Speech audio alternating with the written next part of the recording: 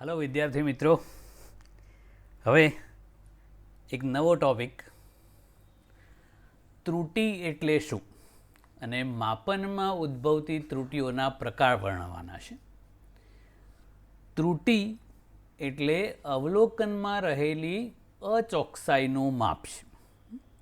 અવલોકનમાં રહેલા અચોકસાઈના માપને ત્રુટિ કહેવાય છે. નોર્મલી બે શબ્દો ભળતા હોય એવા છે, ત્રુટિ અને ભૂલ, પણ એ બહુ જ અલગ અલગ શબ્દો છે. ત્રુટિ ઇંગ્લિશમાં એરર છે, એ માપનમાં રહેલી અચોકસાઈ છે. શું છે ડિટેલ કરીએ છીએ. જ્યારે ભૂલ છે, મિસ્ટેક, એ બેદરકારીના લીધે ઉદ્ભવે છે. તો ત્રુટિ શું છે એની વાત આપણે કરીએ. તો ત્રુટિઓના મૂળભૂત રીતે બે પ્રકારો છે. એક વ્યવસ્થિત ત્રુટિ અને બીજી એક અવ્યવસ્થિત ત્રુટિ છે. આપણે વ્યવસ્થિત ત્રુટિનું ડિટેલ કરવાનું છે. હવે એ ત્રુટિ છે એ પ્રયોગ દરમિયાન એક જ પ્રકારની હોય, એટલે કાં તો ધન ત્રુટિ હોય કાં તો ઋણ ત્રુટિ હોય. હવે ધન ત્રુટિ અને ઋણ ત્રુટિનો મતલબ શું થાય કે આપણે જે માપ લઈએ એ એના ઓરિજિનલ માપ કરતાં વધારે હોય તો એ ધન ત્રુટિવાળું માપ કહેવાય. અને જો ઓરિજિનલ માપ કરતાં ઓછું મપાય તો એ જેટલું ઓછું મપાયું એટલી એ ઋણ ત્રુટિ ગણાય. આપણે ઉદાહરણ તરીકે આપણા ઘરમાં વજન માપવા માટે, એટલે કે એકચ્યુઅલી દળ માપવા માટેના બાટ હોય છે. 1 કિલોગ્રામનું બાટ હોય આપણી પાસે, વર્ષો જૂનું હોય, અને એ ઉપર લખેલું હોય 1 કિલોગ્રામ, એટલે કે 1000 ગ્રામ, પણ વાસ્તવમાં વર્ષો જૂનું હોય, ઘસાતું જાય, કારણ કે એના જાત જાતના ઉપયોગ કરતા હોઈએ આપણે. ખાલી એ દળ માપવા જ ઉપયોગ થતો હોય એવું નહીં, એવું ખીલી ઠોકવી હોય તો એ એનાથી જ કરતા હોય, અને ગોળ ભાગવો હોય તો એ એનાથી ભાગતા હોય. ઘસડતા હોઈએ તો ધીમે ધીમે ધીમે ઘસારો પડે. એટલે ધારો કે એમાં આ રીતે 10 ગ્રામ ઓછું થઈ ગયું છે, તો પણ આપણે તો લખેલું ઉપર 1 કિલોગ્રામ એટલે કે 1000 ગ્રામ છે, એટલે આપણે તો એને એમ જ માનીએ. પણ આપણે કોઈ વસ્તુ એનાથી ધારો કે તોલીએ તો એ 1000 ગ્રામ ના હોય, વાસ્તવમાં 10 ગ્રામ તો ઘસાઈ ગયેલું બાટ છે, એટલે 990 ગ્રામ હોય. પણ આપણે શું માનીએ કે 1 કિલોગ્રામ એટલે 1000 ગ્રામ છે. પણ એ 10 ગ્રામ ઓછું મપાયું, એ 10 ગ્રામની ઋણ ત્રુટિ કહેવાય. ખ્યાલ આવી ગયો? ઓકે. હવે એ ત્રુટિ છે એ ઉદ્ભવવાના 3 કારણો આપણે સમજીએ. પહેલું છે સાધનની ત્રુટિ. આપણે કોઈ માપ લેતા હોઈએ તો કોઈક સાધનથી જ લેવાના. દાખલા તરીકે લંબાઈ માપવી હોય તો માપપટ્ટી વાપરીએ, દળ માપવું હોય તો આપણે ત્રાજવાથી અને બાટનો ઉપયોગ કરીને માપીએ, સમય માપવો હોય તો સ્ટોપવોચથી માપીએ. તો એ સાધનમાં કોઈ ક્ષતિ હોય તો એના કારણે અવલોકનમાં આવી ત્રુટિ ઉદ્ભવે, એટલે ઓછું વધતું આવે. દાખલા તરીકે આપણે માપપટ્ટી વાપરતા હોઈએ તો નવી માપપટ્ટી હોય એ વખતે આ ટાઈપની હોય, તો આ 1 સેન્ટીમીટર છે, આ 2 સેન્ટીમીટર એમ. હવે જેમ સમય જાય એમ એમાં આ છેડો ઘસાતો ઘસાતો ને આવું થઈ ગયું, તો એ આપણે આટલી લંબાઈને 1 સેન્ટીમીટર જ કહેવાના, પણ વાસ્તવમાં એ 1 સેન્ટીમીટર કરતાં સહેજ ઓછું થઈ ગયું, કારણ કે આ છેડો ઘસાઈ ગયેલો છે. તો આનાથી જે લંબાઈનું માપ આવે એ ઓરિજિનલ કરતાં ઓછું આવે, એટલે એ ઋણ ત્રુટિવાળું કહેવાય. તો આ સાધનની ખામી ભરેલા અંકનના કારણે ઉદ્ભવતી ત્રુટિ કહેવાય.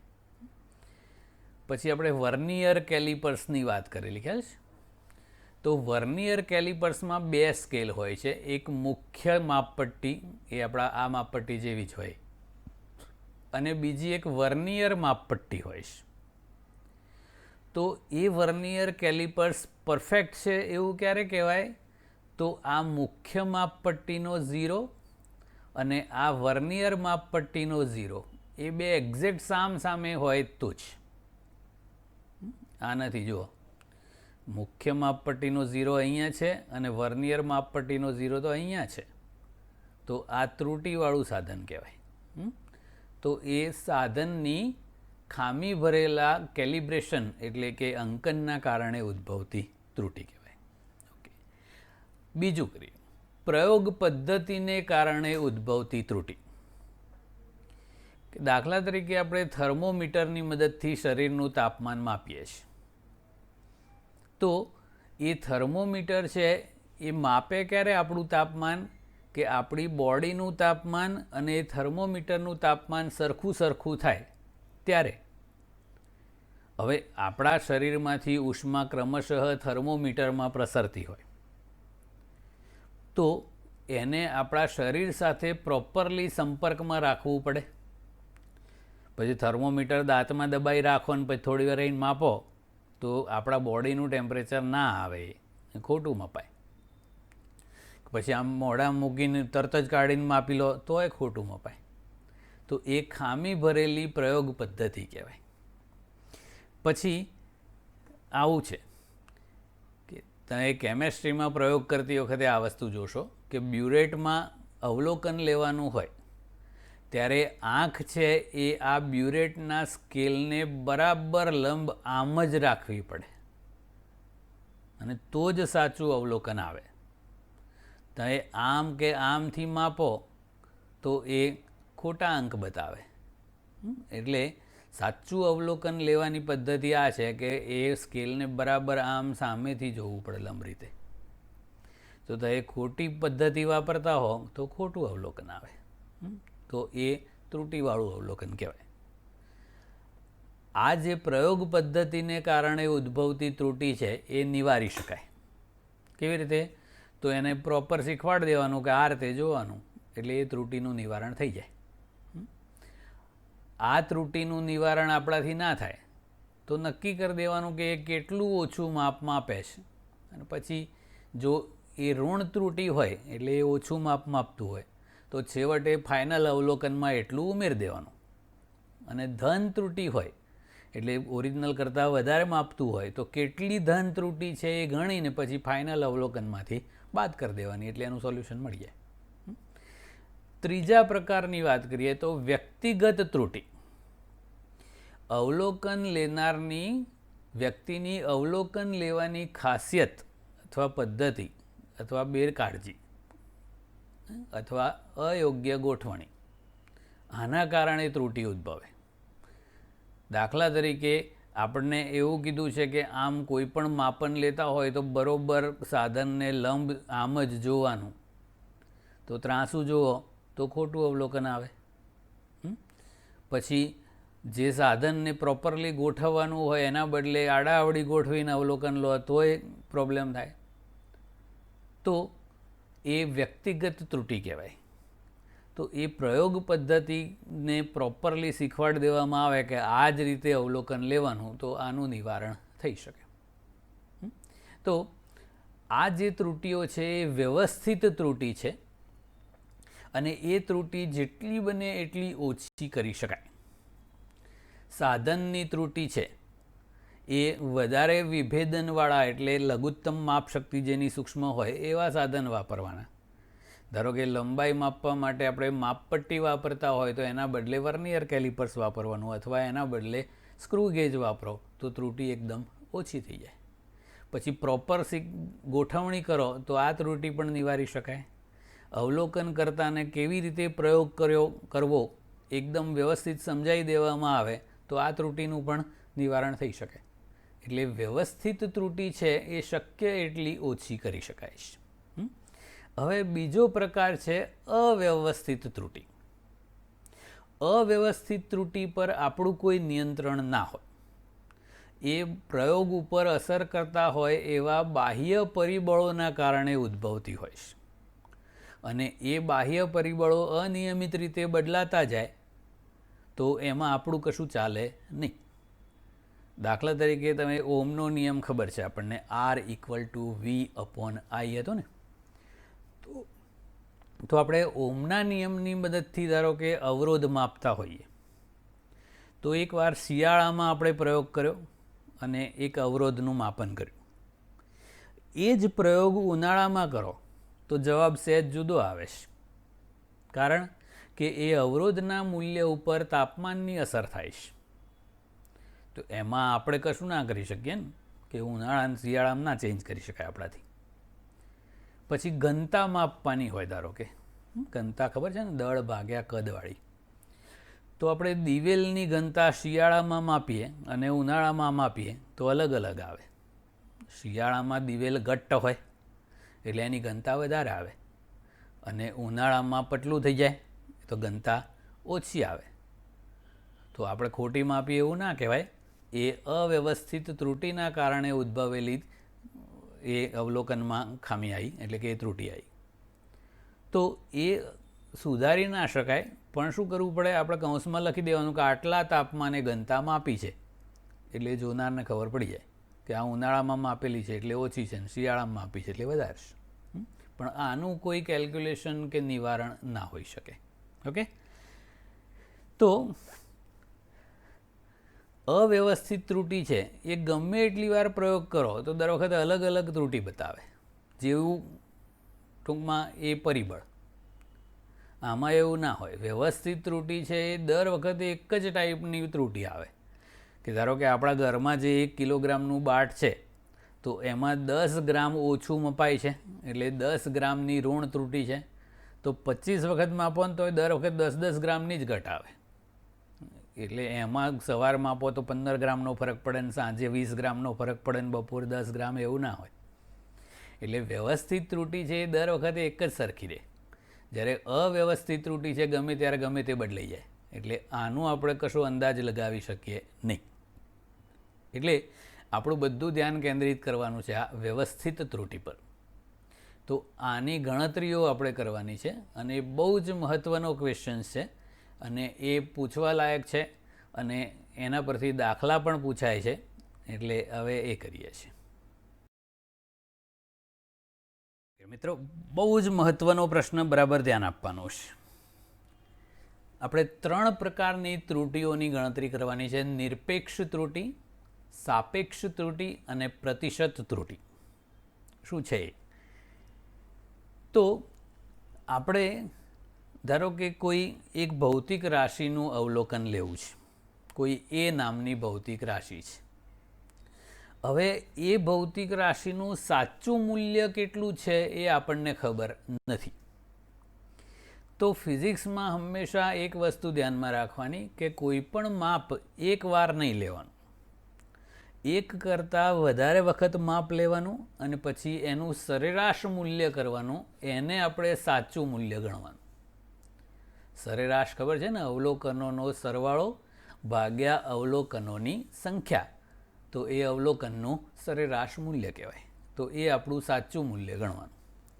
તો કોઈ ભૌતિક રાશિ ધારો કે એ છે, અને પ્રાયોગિક રીતે આપણે એના અવલોકનો લીધા, ધારો કે A1, A2, A3 up to AN. A n છે એ અવલોકનોની સંખ્યા થઈ.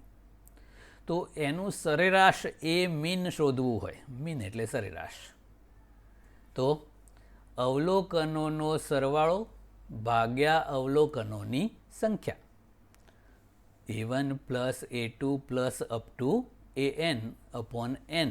તો આ જે મળે એ અવલોકનનું સરેરાશ મૂલ્ય કહેવાય. ગાણિતિક રીતે લખવું હોય તો ટૂંકમાં આવું લખાય છે. આ 1 અપોન n બહાર કાઢી લીધા. Sigma i is running from 1 to n AI. આનો મતલબ શું થાય?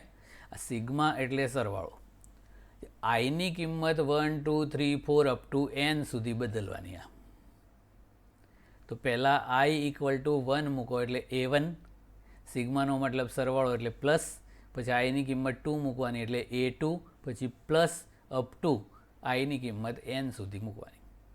એટલે આટલાનો મતલબ થાય A1 plus A2 plus up two AN, અને એના ભાગ્યા n. આ શો માટે જ છે, આપણે ઉપયોગ કરવાનો છે આનો જ. તો આ જે અવલોકનનું સરેરાશ મૂલ્ય આપણને મળ્યું, એને આપણે સાચા મૂલ્ય તરીકે લઈ લેવાનું. દાખલામાં આપણે ગણીએ તો આ જવાબ બરોબર છે કે નહીં એ કેવી રીતે ચેક કરવાનો? તો આપણે જે n અવલોકનો લીધા છે એમાં સૌથી મોટામાં મોટું જે મૂલ્ય હોય એના કરતાં એ મીનનું મૂલ્ય નાનું હોય, અને આ બધામાં નાનું જે અવલોકન હોય એના કરતાં આ મોટું હોય. સરેરાશને બીજું નામ મધ્યક છે, એટલે વચ્ચેનું. મોટામાં મોટા કરતાં નાનું અને નાનામાં નાના કરતાં મોટું, એટલે એવું મધ્યનું, એટલે એને મધ્યક સરેરાશ કહેવાય. તો આ આપણું સાચું મૂલ્ય થઈ ગયું. હવે આ એ મીન અને એ વન સરખા જ હોય? ના એ હોય. એ મીન કરતાં એ વન નાનું પણ હોઈ શકે, મોટું પણ હોઈ શકે ને એવડું હોઈ શકે. તો એ બંને વચ્ચે જે તફાવત છે એને નિરપેક્ષ ત્રુટિ કહેવામાં આવે છે. કોઈ ભૌતિક રાશિના અવલોકન, એટલે આ ધારો કે A1 છે, એ એનું પ્રાયોગિક અવલોકન થયું, અને તેના સરેરાશ મૂલ્ય એટલે આ એ મીન, એના ધન તફાવતને અવલોકનની નિરપેક્ષ ત્રુટિ કહેવાય છે. ધન ત્રુટિ એટલે ધન તફાવતનો મતલબ શું થાય અહીંયા? કે બાદબાકી કરવાની, અને જવાબ પ્લસમાં આવે તોય પ્લસ ને માઇનસમાં આવે તોય પ્લસ જ રાખવાનું. નિરપેક્ષ ત્રુટિ હંમેશા ધન જ રાખવાની, એટલે આપણે માનાંકમાં કરીએ છીએ ને એ જ કરીએ. જો તો આપણે દરેક અવલોકનમાં ઉદ્ભવતી નિરપેક્ષ ત્રુટિઓ શોધવીશ, એને ડેલ્ટા A1 કહેવાય છે. પહેલી અવલોકનની નિરપેક્ષ ત્રુટિ કેવી રીતે શોધવાની? તો ડેલ્ટા A1 એટલે શું થાય? તો અવલોકનનું મૂલ્ય એટલે A1 અને સરેરાશ મૂલ્ય એટલે એ મીન, એ બંનેનો ધન તફાવત A1 માઇનસ એ મીન એટલે ડેલ્ટા A1. એ જ રીતે A2 માઇનસ એ મીન એટલે ડેલ્ટા A2. એ જ રીતે up to AN minus A mean એટલે ડેલ્ટા AN. તો આ પ્રત્યેક અવલોકનોમાં ઉદ્ભવતી નિરપેક્ષ ત્રુટિઓ થઈ. ઓકે, તો એ નિરપેક્ષ ત્રુટિઓ તો આપણને જેટલા અવલોકન હોય એટલી નિરપેક્ષ ત્રુટિઓ મળે. આપણે એનું સરેરાશ કરવાનું છે. હવે આપણે જે વાત કરી ને આ હતી. ડેલ્ટા A1નો મતલબ શું થાય? A1 માઇનસ એ મીન. ડેલ્ટા A2 એટલે A2 minus A mean up to delta AN એટલે AN માઇનસ એ મીન થાય. તો આવી આપણને n નિરપેક્ષ ત્રુટિઓ મળી. હવે આનું સરેરાશ કરવાનું છે, એને કહેવાય છે સરેરાશ નિરપેક્ષ ત્રુટિ.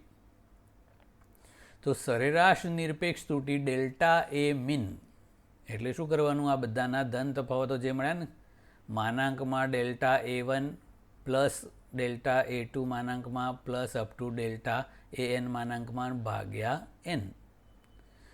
દરેક અવલોકનમાં ઉદ્ભવતી નિરપેક્ષ ત્રુટિઓ એનો સરવાળો ભાગ્યા n, એટલે આ નિરપેક્ષ ત્રુટિ થઈ ગઈ. આ જ સ્ટાઇલમાં અહીંયા લખવું હોય તો આ 1/n બહાર કાઢી લીધો, પછી આ સરવાળો છે એટલે સિગ્મા કહેવાય. I is running from 1 to n, અને આ delta A1 delta A2 delta ANનો સરવાળો એટલે ટૂંકમાં માનાંકમાં ડેલ્ટા AI. આ શો માટે જ છે, આપણે દાખલામાં તો આ રીતે જ વાપરવાની છે. ઓકે, તો આ થઈ ગયું સરેરાશ નિરપેક્ષ ત્રુટિ. હવે એ સરેરાશ નિરપેક્ષ ત્રુટિ શોધીને આપણે એનો ઉપયોગ કેવી રીતે કરવાનો છે એ. તો આ સરેરાશ નિરપેક્ષ ત્રુટિ છે એનો અર્થ શું થાય છે? તો આપણે કોઈ પણ ભૌતિક રાશિ આપણે લીધેલી A, તો એનું મૂલ્ય હવે આ રીતે બતાવવાનું, A mean plus or minus delta A mean. આનો મતલબ શું થાય? કે આપણે જે અવલોકન લીધું છે એ મીન પ્લસ ડેલ્ટા એ મીનથી લઈને એ મીન માઇનસ ડેલ્ટા એ મીનની વચ્ચે હશે. દાખલો કરશું એટલે વધારે ડિટેલ ખબર પડશે, પણ આ ત્રુટિનો અંદાજ લગાવવા માટેની રીત છે. સરેરાશ મૂલ્યને સરેરાશ નિરપેક્ષ ત્રુટિ સાથે પ્લસ ઓર માઇનસમાં દર્શાવીએ એને ત્રુટિનો અંદાજ કહેવાય છે. અને આનો મતલબ શું થાય છે કે આ જે આપણે રાશિનું માપ લીધું એનું માપ એ મીન પ્લસ ડેલ્ટા એ મીનથી એ મીન માઇનસ ડેલ્ટા એ મીનની વચ્ચે હશે. ઓકે, હવે આગળ આપણે સરેરાશ નિરપેક્ષ ત્રુટિ કરી. હવે સાપેક્ષ ત્રુટિ કરવી છે. સાપેક્ષ ત્રુટિનું બીજું નામ આંશિક ત્રુટિ છે. આંશિક નહીં, એ અલગ આઇટમ છે.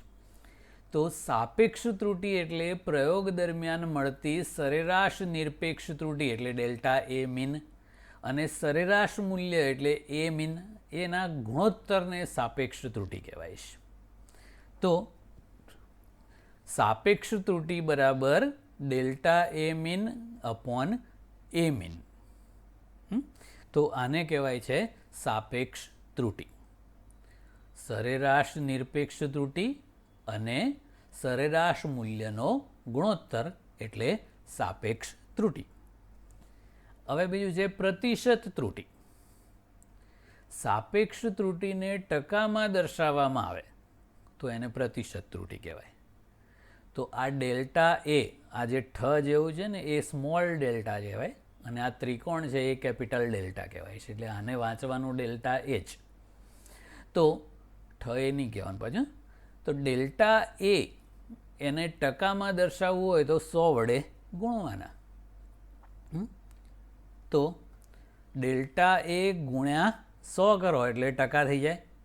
આ બાજુ કરીએ તો delta A mean upon A mean ગુણ્યા 100. તો આ રીતે જે મળ્યું એને પ્રતિશત ત્રુટિ કહેવાય છે.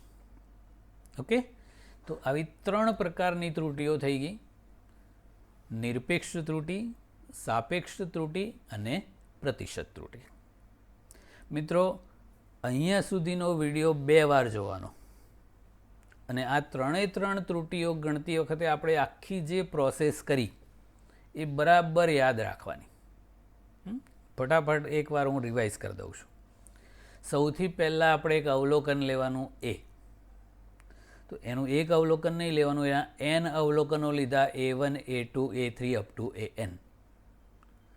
એનું સરેરાશ શોધવા માટે એ મીન બરાબર A1 plus A2 plus up two AN upon n કર્યું તો એને કહેવાય સરેરાશ મૂલ્ય. એ જવાબ ચેક કરવા માટે શું કરવાનું? તો એ મીનનું મૂલ્ય મોટામાં મોટા અવલોકન કરતાં નાનું અને નાનામાં નાના અવલોકન કરતાં મોટું હોવું જોઈએ. પછી નિરપેક્ષ ત્રુટિ શોધવી છે. તો નિરપેક્ષ ત્રુટિ એટલે અવલોકનના મૂલ્ય અને સરેરાશ મૂલ્ય વચ્ચેનો ધન તફાવત. તો પહેલાં અવલોકન માટે કરીએ તો ડેલ્ટા A1 બરાબર માનાંકમાં A1 માઇનસ એ મીન. પછી એવું ડેલ્ટા A2 એટલે માનાંકમાં A2 minus A mean up to A delta AN બરાબર માનાંકમાં AN માઇનસ એ મીન. તો એવી n નિરપેક્ષ ત્રુટિઓ મળી: delta A1, delta A2 up to delta AN. પછી એનું સરેરાશ નિરપેક્ષ ત્રુટિ કરવી હોય તો એ બધાનો સરવાળો ભાગ્યા n કરી દો એટલે સરેરાશ નિરપેક્ષ ત્રુટિ થઈ જાય. અને એ ડેલ્ટા એ મીનને પ્લસ ઓર માઇનસમાં આ એ મીન સાથે દર્શાવો તો એ ત્રુટિનો અંદાજ થઈ જાય. A mean plus or minus delta A mean. Okay, હવે સાપેક્ષ ત્રુટિ કરવી હોય તો એ સરેરાશ નિરપેક્ષ ત્રુટિ અને સરેરાશ મૂલ્યનો ગુણોત્તર કરી દેવાનો એટલે સાપેક્ષ ત્રુટિ મળી જાય. અને એ સાપેક્ષ ત્રુટિને 100 વડે ગુણી નાખો એટલે ટકામાં પ્રતિશત ત્રુટિ મળી જાય. ઓકે, હવે એના પરનો એક દાખલો કરીએ છીએ એટલે તરત આઈડિયા આવશે. ઓકે મિત્રો, ઉદાહરણનો 7મો દાખલો છે આપણો. આવો કે આપણે સાદા લોલકના દોલનના આવર્તકાળનું માપન કરીએ છીએ અને એના ક્રમિક અવલોકનોના માપ આપણને આ રીતે મળ્યા: 2.63 સેકન્ડ, 2.56 સેકન્ડ, 2.42 સેકન્ડ, 2.71 સેકન્ડ અને 2.80 સેકન્ડ. આવા 5 અવલોકનો લીધા. તો અવલોકનમાં ઉદ્ભવતી નિરપેક્ષ ત્રુટિ, સાપેક્ષ ત્રુટિ અને પ્રતિશત ત્રુટિની ગણતરી કરો. તો સૌથી પહેલાં તો સરેરાશ આવર્તકાળ શોધવો પડે. આવર્તકાળ એટલે એક દોલન માટે લાગતો સમય, એટલે ટાઈમ છે, કેપિટલ ટી વડે દર્શાવાય. તો આપણે ટી મીન એટલે ટીનું સરેરાશ મૂલ્ય શોધવું છે, જેને આપણે ટી કહીશું. તો આ પાંચેય અવલોકનોનો સરવાળો ભાગ્યા 5 એટલે T1 plus T2 plus T3 plus T4 plus T5 upon 5. એટલે આ 5નો સરવાળો ભાગ્યા 5 કરવાનો.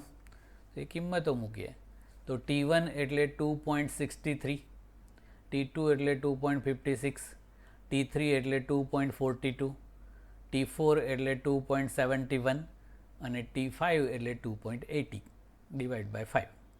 ઓકે, તો આ 5નો સરવાળો કરીએ તો સરવાળો મળે છે 13.12. એના ભાગ્યા 5 કરો એટલે આપણને મળે 2.624 સેકન્ડ. હવે અહીંયા બધામાં જુઓ પોઈન્ટ પછી 2 આંકડા જ છે, તો અહીંયા પણ આપણે પોઈન્ટ પછી 2 જ આંકડા રાખીએ છીએ. એને રાઉન્ડ ઓફ કહેવાય છે. એ શું છે એ બધું ડિટેલમાં પછી ભવિષ્યમાં કરવાનું છે. તો આ જે આપણે ચોગડો હતો એ કાઢી નાખ્યો એટલે આપણને આવર્તકાળનું સરેરાશ મૂલ્ય મળી ગયું 2.62 સેકન્ડ. ઓકે, હવે આપણે પ્રત્યેક અવલોકનમાં ઉદ્ભવતી નિરપેક્ષ ત્રુટિ શોધવીશ. હવે આપણને ખબર છે કે પ્રાયોગિક મૂલ્ય અને સરેરાશ મૂલ્યનો ધન તફાવત એટલે નિરપેક્ષ ત્રુટિ. તો પહેલા અવલોકનની નિરપેક્ષ ત્રુટિ ડેલ્ટા T1 માનાંકમાં T1 માઇનસ ટી, પ્રાયોગિક મૂલ્ય માઇનસ સરેરાશ મૂલ્ય. તો પહેલાંનું પ્રાયોગિક મૂલ્ય છે 2.63 માઇનસ સરેરાશ મૂલ્ય છે 2.62. તો આ બંનેનો તફાવત થયો 0.01 સેકન્ડ. આવું બીજાનું કરો. પ્રાયોગિક મૂલ્ય બીજાનું 2.56 માઇનસ સરેરાશ મૂલ્ય 2.62. તો આમાં જો ડાયરેક્ટ તફાવત કરો તો માઇનસમાં આવશે, પણ આપણે લખવાનો ધન જ, એટલે આ 0.06 સેકન્ડ. બસ આવું ત્રીજાનું પ્રાયોગિક મૂલ્ય માઇનસ સરેરાશ મૂલ્ય, પ્રાયોગિક મૂલ્ય માઇનસ સરેરાશ મૂલ્ય, એવું પાંચમામાં પ્રાયોગિક મૂલ્ય માઇનસ સરેરાશ મૂલ્ય. તો આ 5 નિરપેક્ષ ત્રુટિઓ મળી. આપણે સરેરાશ નિરપેક્ષ ત્રુટિ શોધવી છે. કેવી રીતે? તો આ 5 નિરપેક્ષ ત્રુટિઓનો સરવાળો ભાગ્યા 5. આ 5 નિરપેક્ષ ત્રુટિઓનો સરવાળો ભાગ્યા 5 એને કહેવાય સરેરાશ નિરપેક્ષ ત્રુટિ. તો આ 5નો સરવાળો કરી દીધો અને ભાગ્યા 5. તો એ 5નો સરવાળો આવે છે 0.54 ભાગ્યા 5 કરો એટલે 0.108 સેકન્ડ થયું. પછી હમણાં અહીંયા કર્યું એમ દરેક વખતે પોઈન્ટ પછી 2 જ આંકડા છે એટલે આમાં પણ એવું જ કરાય. પણ આ 8 એમને એમ ઉડાડ ના દેવાય ને, આ મોટી આંકડો છે એટલે એના આગળ 1 ઉમેરીને લખી દીધું. એટલે સરેરાશ નિરપેક્ષ ત્રુટિનું મૂલ્ય મળી ગયું આપણને 0.11 સેકન્ડ. ઓકે, હવે આના પરથી આપણે ત્રુટિનો અંદાજ કેવી રીતે લખાય એ કરવાનું છે. ઓકે, હવે આપણે સરેરાશ નિરપેક્ષ ત્રુટિ શોધી કાઢી. એના પરથી હવે ત્રુટિનો અંદાજ કેવી રીતે લગાવવામાં આવે તો આપણે વાત કરેલી સરેરાશ મૂલ્ય પ્લસ ઓર માઇનસ સરેરાશ નિરપેક્ષ ત્રુટિ. તો આપણે સરેરાશ આવર્તકાળ ગણેલો 2.62 અને પ્લસ ઓર માઇનસ સરેરાશ નિરપેક્ષ ત્રુટિ આપણે શોધી 0.11 સેકન્ડ. તો આનો અર્થ શું થાય? તો આવર્તકાળનું મૂલ્ય છે એ પહેલાં આ બેની બાદબાકી કરીએ. 2.62 માઇનસ 0.11 તો 2.51 સેકન્ડ થાય. અને પછી સરવાળો કરો 2.62 પ્લસ 0.11 તો 2.73 સેકન્ડ થાય. નાનું મૂલ્ય હંમેશા આગળ લખવાનું અને મોટું મૂલ્ય પાછળ. એટલે પહેલાં બાદબાકી કરવાની પછી સરવાળો. તો આપણે જે આવર્તકાળ શોધ્યો એ 2.62 સેકન્ડ છે એવું આપણે ના કહી શકીએ, કારણ કે એમાં આટલી ત્રુટિ છે. એટલે વાસ્તવમાં આવર્તકાળ છે એ 2.51 સેકન્ડથી લઈને 2.73 સેકન્ડની વચ્ચે ક્યાંક હોઈ શકે. ઓકે, એટલે આ ત્રુટિનો અંદાજ થયો. હવે સાપેક્ષ ત્રુટિની વાત કરવાની છે. તો સાપેક્ષ ત્રુટિ એટલે સરેરાશ નિરપેક્ષ ત્રુટિ અને સરેરાશ મૂલ્યનો ગુણોત્તર છે.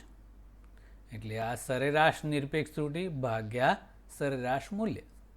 એમાં કિંમતો મૂકીએ તો સરેરાશ નિરપેક્ષ ત્રુટિ 0.11 સેકન્ડ છે અને સરેરાશ મૂલ્ય આવર્તકાળનું 2.62 સેકન્ડ છે. એ બંનેનો ગુણોત્તર કર્યો તો આપણને 0.04 મળ્યું. હવે એક વસ્તુ ધ્યાન રાખવાની, આમાં સરેરાશ મૂલ્ય ગણો કે સરેરાશ નિરપેક્ષ ત્રુટિ ગણો તો એ બધામાં પાછળ સેકન્ડ એકમ લખીએ છીએ. આમાં કેમ એકમ ના લખ્યો પાછળ? તો આ ગુણોત્તર છે. આ 0.11 સેકન્ડ અને આ 2.62 સેકન્ડ, તો આ સેકન્ડ સેકન્ડ ડીશ. એટલે સાપેક્ષ ત્રુટિને એકમ ના હોય, એ એકમ રહિત રાશિ કહેવાય. હવે પ્રતિશત ત્રુટિની વાત કરીએ. સાપેક્ષ ત્રુટિને ટકામાં દર્શાવવામાં આવે તો એને પ્રતિશત ત્રુટિ કહેવાય. ટકામાં દર્શાવવી હોય તો ગુણ્યા 100 કરી દેવાના. એટલે ડેલ્ટા ટી ઇન્ટુ 100, તો 0.04 ગુણ્યા 100 કરો તો આ 4 ભાગ્યા 100, એના ગુણ્યા 100 ઉડી જાય. અરે સોરી, 4 ભાગ્યા 100 ગુણ્યા 100 એટલે 100 ઉડી જાય, એટલે 4 બચે. તો એ 4 ખાલી 4 નહીં લખવાના, કારણ કે આપણે 100 વડે ગુણ્યા એટલે ટકા કહેવું પડે. તો આ 4% એની પ્રતિશત ત્રુટિ કહેવાય. ઓકે, એટલે આ રીતે ત્રુટિ ગણવામાં આવે. ત્રુટિનો અંદાજ અહીંયા જેમ લખ્યો એવો આ પ્રતિશત ત્રુટિ સાથે પણ લખવાનો રિવાજ હોય છે. તો સરેરાશ મૂલ્ય પ્લસ ઓર માઇનસ પ્રતિશત ત્રુટિ લખવાની. તો આપણે સરેરાશ મૂલ્ય 2.62 સેકન્ડ લખેલું કર્યું હતું ને, અને પ્લસ ઓર માઇનસ 4%. પછી આમાં આની જેમ ઓછું વધતું ને એવું ના કરાય. આમાં 4 ઓછા ને 4 વધારે એવું નહીં કરવાનું, નહીં તો ખોટો જવાબ આવે. આવું જ રાખવાનું. એટલે આ થઈ ગઈ ત્રુટિનો અંદાજ. સૌથી પહેલાં અવલોકનો છે એના પરથી સરેરાશ મૂલ્ય શોધવાનું.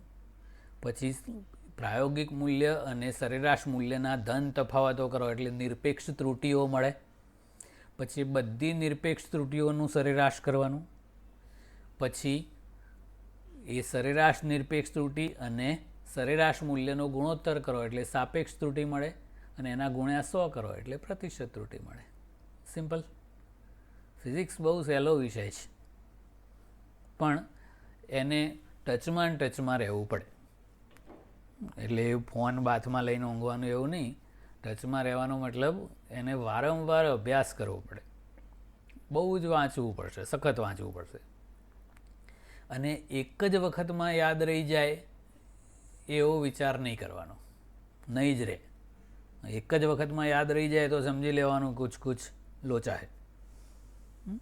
એક વખતમાં યાદ રહે એવો આ વિષય જ નથી. વારંવાર વાંચ કરવાનું. એ અંદર કેમિકલ પ્રોસેસ થતી જ જશે અને ધીમે યાદ રહેવાનું ચાલુ થશે. 25 વખત વાંચશો ને એટલે મને જેટલી ખબર પડે છે ને એટલી તમને પડશે. એટલે વાંચવું પડશે બહુ જ. એટલે ખાલી આ વિડીયો જોવાથી આવડી જશે એમ નહીં, સતત વાંચતા પણ રહેવાનું. તો વાંચવાનું ક્યાંથી? તો મિત્રો, આપણા ફોનમાં તમે જે યુટ્યુબમાં વિડીયો જુઓ છો એની નીચે ડિસ્ક્રિપ્શન હોય છે. જે આપણી ફોનને આમ આડો નહીં કરવાનું, ઊભું રાખવાનું. એટલે એ વિડીયો જે ચાલતો હોય છે એમાં એ વિડીયોના સ્ક્રીનની જસ્ટ જમણી બાજુ એક ઊંધું તીર હોય છે,